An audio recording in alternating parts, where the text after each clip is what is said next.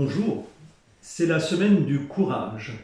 J'ai choisi de vous parler du courage de la lucidité et je commence par un personnage biblique que vous connaissez sans doute, Siméon, le vieux Siméon dans l'évangile de Luc.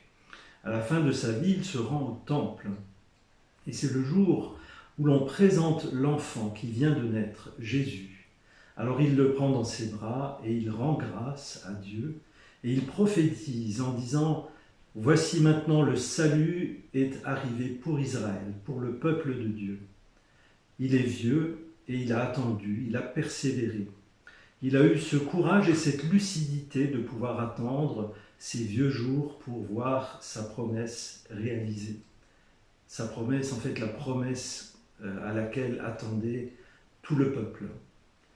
Alors, cela m'inspire. Est-ce que nous avons aussi un peu de ce courage-là, de la lucidité, sur nos vies, sur nos projets, sur les trajectoires que nous avons eues, sur les virages que nous avons pris? J'ai écrit un livre dans lequel je reviens sur l'histoire de ma famille. Certains m'ont dit: tu as eu du courage. D'autres m'ont dit: tu es allé trop loin. Mais chacun de nous, dans sa vie, doit, à un moment ou à un autre, regarder en face ses choix et parfois prendre des virages. Et Siméon m'incite encore à penser à une autre personne. Il s'agit de Paul Ricoeur, le grand philosophe protestant dont vous avez peut-être lu les œuvres. Paul Ricoeur, je me souviens de l'avoir rencontré en vrai une seule fois dans ma vie. Or, c'était déjà un homme âgé. Et après toute l'œuvre immense qu'il avait écrite, il avait l'air très humble. Il avait non seulement le courage de la lucidité, mais aussi une forte humilité qui se voyait, qui s'entendait.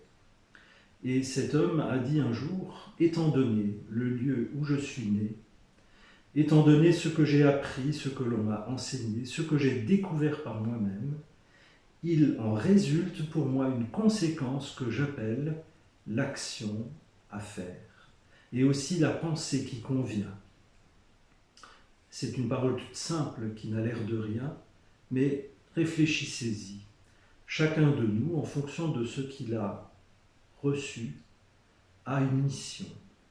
Et peut-être qu'un peu de courage va nous aider à trouver laquelle. Et je vous souhaite une bonne continuation dans ce temps de l'Avent.